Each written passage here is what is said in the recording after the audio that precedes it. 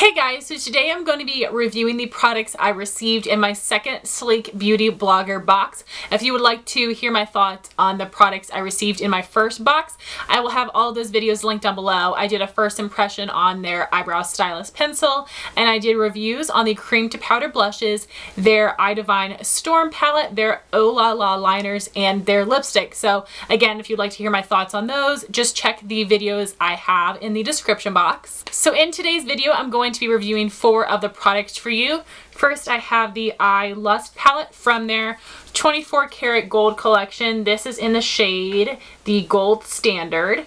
I have their Barekissed Illuminator in the shade Casablanca. I have their highlighting palette in the shade Solstice. And lastly, I have one of their Glitter Me lip glosses in the shade Private Jet. So please check the description box for more details on these products. I'm going to be giving you the price, letting you know what other shades are available, and having a direct link to the product. So first I'm going to start with the iLust palette, and I wanted to show you the difference between the iLust palettes and the iDivine. So this is an iDivine palette. As you can see, there are 12 powder shadows. In the iLust palette, you get 6 shadows, 2 cream, and 4 powder. So starting with the packaging, it is very nice, sleek black. I love the gold accents. And inside you do get a pretty decent size mirror. And like I said, you have 6 shadows, 2 cream, and 4 powder. It comes with a double-ended applicator. You have a little brush and a sponge tip applicator. I actually have used this and it works okay. I use the brush side for the cream and the sponge tip for the powder. And then you also get this little clear sheet with the names of all the colors. I would much prefer that the names are printed on the packaging, but I'm okay with this. So I wanted to give you the names of all the shadows. We have Vivian, Lewis, Vera, Margiela, Coco, and Laurent. Lewis and Margiela are the 2 cream shades. Vivian, Vera, and Coco are all shimmery shadows, and Laurent has some glitter sparkles in it, but when you swatch it, it comes out to be more of a satin shadow. Here are some swatches of the shades here. We have Vivian, Louis, Vera, Margiela, Coco, and Laurent. You can see here that the glitter sparkles really go away as soon as you swatch it, and it looks more of a satin, whereas the other powder shadows look like more of a shimmer. So I tried using this palette a couple different ways. First off, I used this cream shadow as a base and put this powder shadow on top, and I definitely do not like the cream shadows. When it got to the end of the day, my eyeshadow had creased and it started to wear away, and I can handle some cream shadows, but the texture of this one was just too creamy for my oily eyelids. If you have more dry eyelids, then that cream might really work for you. It is really pigmented and very pretty and sparkly, but the consistency just didn't work on my oily lids. My 2 favorite shades in this palette would be Vera and Coco. I'm wearing them on my eyes today. The gold shade Vera on my lid and the warm orangey brown Coco in my crease, and I love them. Even though Coco is a shimmer shadow, I feel like it doesn't look too shiny in the crease, and I can definitely make it work. So the texture of the powder shadows doesn't feel like a traditional powder shadow. It is really smooth and it feels a little bit creamy, but it is a true powder shadow.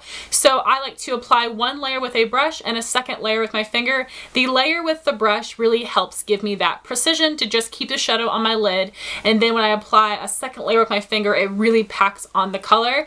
And then I just use a brush in my crease and I had no trouble at all. So because none of the shades in this palette are truly matte, I did have to add in 2 other shadows. I added in the Milani Bella Eyes and Bella Cappuccino as a matte transition color, and I also added Wet n Wild Brulee as a matte cream brow bone highlight. So the consistency of the powder shadows feels just like the shadows in the iDivine palette. So my overall rating on this palette would be a 3 out of 5 because I really love these 2 powder shadows here, but I do not like the creams. Like I said, they creased on me and they made my shadow disappear throughout the day just because that cream formula doesn't work with my oily lids. So I would would recommend purchasing the iDivine palettes over the iLust because I love the formula of their powder shadow. And next I have the sleek Barekissed Illuminator. Mine is in the shade Casablanca, which is the pink shade.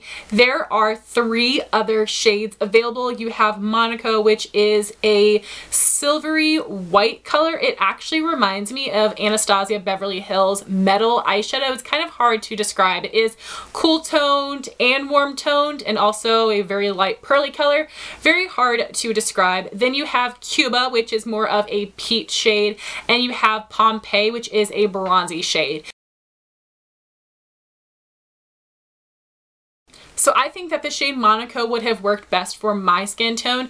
Casablanca is actually a very strong pink, so I can't really use it as a cheekbone highlight because it just looks like I put liquid blush up a little too high, and I do not want to mix this with my foundation because not only is it going to make my foundation glowy, but it's going to make it look pink. You get so much product for your money with this liquid highlighter, and it also has a pump that dispenses product really easily, so I definitely love that. So I did try using this as a liquid blush base for my powder blushes, and you definitely could use it that way, but when I put my powder blush on top, it was a little too intense for me. But you definitely could use this that way as a liquid blush or a base for your powder blushes. Here's what Casablanca looks like blended out. As you can see, the pink really does show up. It isn't just a light color with a pink undertone. It is straight up pink. So because of the shade, I didn't really wear this product a ton, but in a swatch, I'm able to see that it does have a beautiful reflection to it. It blends out very easily, and you get so much product for your money. So if you can find one of these shades that would work with your skin tone, then I would definitely recommend it. Like I said, I really wish I was able to have tried the Monaco shade because I think I would have really enjoyed it. So on a scale of 1 to 5, I'm going to rate this a 2 because the color just was not something that I could work with. The next product I'm going to be talking about is their highlighting palette. I have the shade Solstice. The packaging is so gorgeous. This is also part of their 24 karat gold collection. This does also come in 2 other shades, and you have a very large mirror, which is fantastic. It also comes with this little brush, which I didn't use. It seems very stiff, but you probably could use it to highlight your cheekbones. And it also comes with one of those little slips with the names of all of the highlighters. Like I said, you have 4 shades in this palette. You have 1 cream called Ecliptic, 1 powder called Subsolar, and then you have these 2 that are more of a mineralized finish, and we have these shades Equinox and Hemisphere.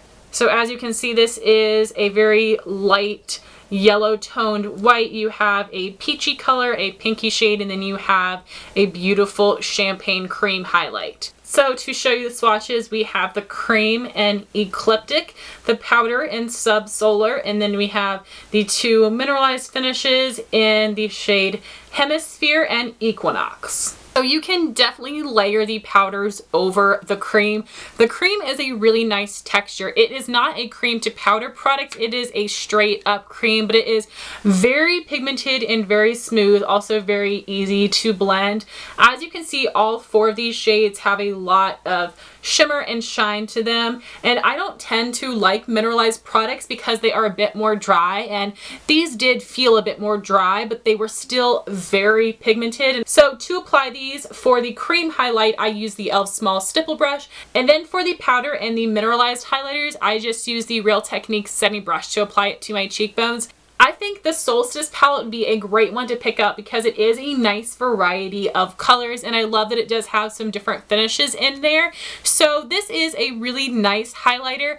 I don't love it as much as my Estee Lauder Heat Wave or the Balm Mary Luminizer, but this is still a great product, and there aren't very many highlighters from drugstore brands, so I would definitely recommend giving this palette a shot. I would rate this a 3 out of 5 because I do really like it, but I'm not in love with it. And my last product is one of their Glitter Me lip glosses in the shade Private Jet. It came in 3 shades, and they are also part of the 24 karat gold collection. So I will be honest with you guys, when I got this glitter lip gloss, I was like, I'm absolutely never gonna wear that. Am I 6 years old? But I was very happy to find that it isn't as glittery as I thought. So this lip gloss does give a light medium opacity. I am wearing it on my lips today, and I do have it in a swatch here. So Private Jet is a raspberry color with a blue duochrome, which I was really afraid that my lips are gonna be like ba-bam blue, but it's not at all. It does have that little flash to it, which just makes my lips look fuller. This gloss is a really thin, smooth consistency. It is not sticky whatsoever, which means that it does not have a very long lasting power.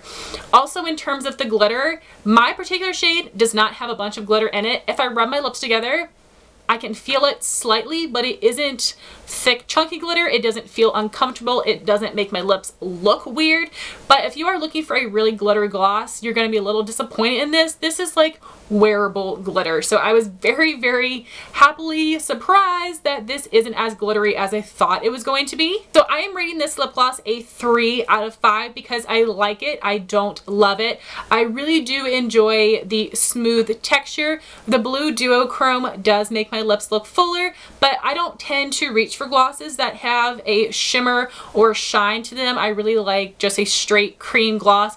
Also, it doesn't have the longest lasting power, which really that's up to you whether you prefer a very smooth non-sticky texture or you prefer lip glosses that last a little bit longer. But I would still recommend this if you're wanting to try some lip products from Sleek. So those are my thoughts on the products from my Sleek Beauty Blogger box number 2. I would love to know your thoughts if you tried out any of these products. Thank you so much for watching. Please rate, comment, and subscribe, and I'll talk to you soon. Bye, guys.